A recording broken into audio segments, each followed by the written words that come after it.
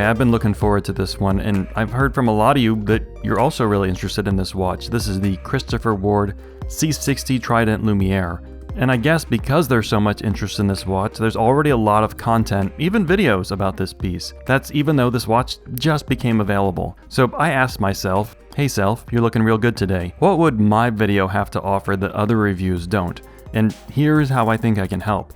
So I spent a week with this Trident Lumiere as if it was part of my collection. I wore it to work, I wore it around the house, I wore it swimming, I wore it to a concert, and I tried to get into the mental space that I just paid $2,400 for this watch, and then ask, okay, now how do I feel about my purchase? And so my thoughts are going to be very contextual and very personal, and hopefully that would help answer the question for you. How would I feel if I owned this watch? So let's start with the facts about this watch, and then we'll get into what I like and what I don't like. Not, I repeat, not the pros and cons, but rather what I like and don't like. I like cold Hawaiian pizza for breakfast. You might not. The Trident Lumiere is made of grade 2 titanium. I'll talk more about that in a bit. There are 3 dial options for the Lumiere: blue, black, and orange. And there are bracelet options and strap options for each dial. On the bracelet, the watch costs $2,390, and on a rubber strap, it's $1,975. 41mm case that's 11mm thick, 48mm long across the wrist, 22mm lugs with a bracelet that tapers down to about 16.5mm. It has 300 meters of water resistance, and even on the full bracelet,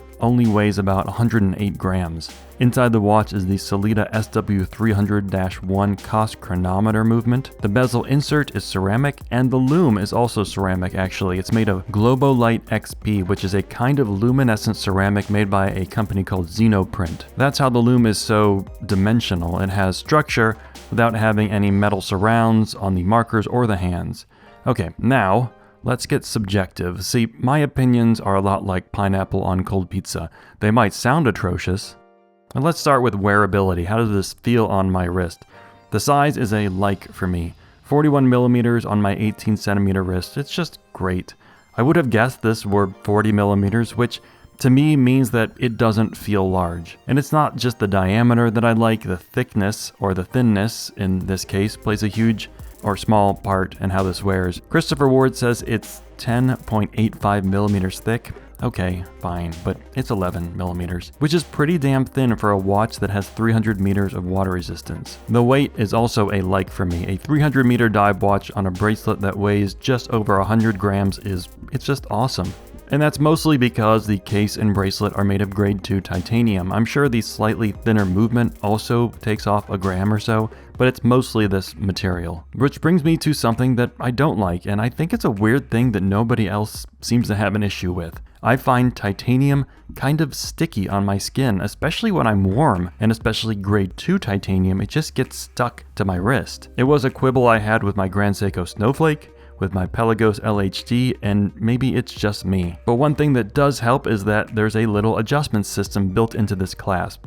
First, I've heard people say that this clasp seems too big, and it's just, I don't see it. This is a normal size for a dive watch. And in the clasp is this push button adjustment system, and I like that it's here, and at first I didn't like how it operated. Often this style of adjustment system extends past the clasp and makes the whole thing a little too wiggly, but not this one.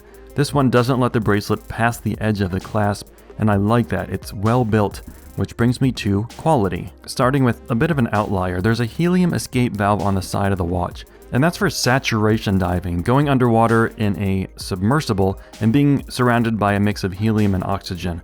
I'm not going to go deep into this. Deep.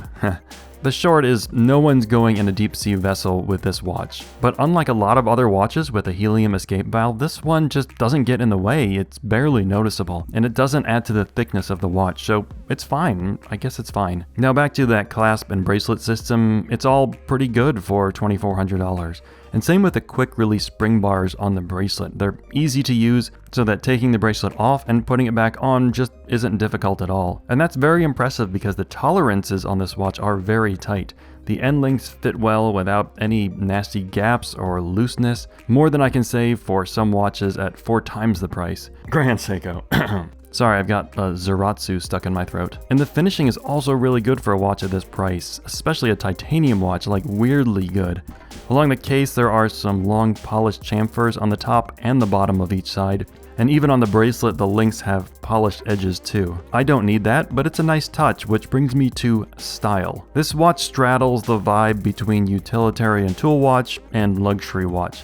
Polished bits on a brushed titanium diver, that's an example of what I'm talking about. When I look at the overall style and the size and the profile of this watch and bracelet, it's a pretty standard modern dive watch, which is a dislike for me. I want something a little weirder, and this is an example of how this fits with my watch collection and my brain such that it is. I think most people will really like this style, but aside from the dial, I find it a little boring. But I think that's kind of what most people want. Most people want boring, and they are a little boring. Again, pineapple on cold pizza. But yeah, the dial is an exception here. I like that the dial marker hand situation is a bit unusual. This is a like for me. And these markers are a strong like. These are big blocks of lume, and they're fun and bright, and add some much needed depth to everything. And I do wonder if these kind of lume blocks are going to be a short-lived trend.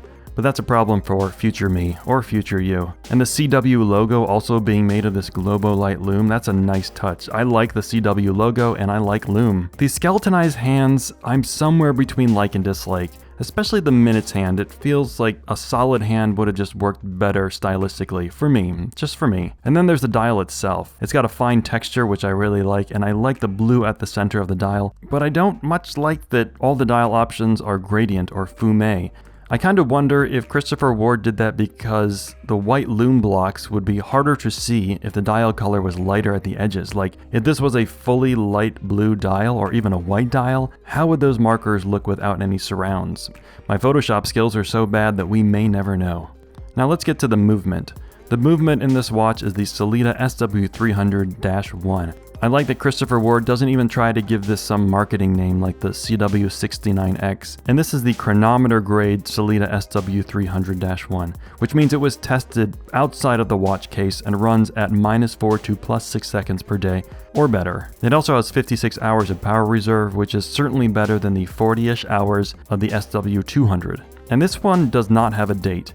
You know, it's funny, I think that this watch looks better without a date window, even if it had a date window at 6 o'clock, but in my week of wearing this, I often miss the date complication. You see, despite being a watch collector, I really do rely on my watches for information. With all this in mind, after pretending to add this to my watch collection for a week, how do I feel? I feel ambivalent, mostly good, but ambivalent. There's a lot I like. I think the price is right, the quality is great, the material, the comfort, nearly everything about this I really like. Even the company. I just have had good experiences with Christopher Ward. And really the only thing that might make me regret my fictitious purchase is that most days I'd rather wear something else. In my collection, this one just doesn't stand out in any way. On my double axis of good and interesting, it scores well, but when I add some of my other watches to it, you see what I mean? And then when I add cold Hawaiian pizza for breakfast, then my Italian wife leaves me forever.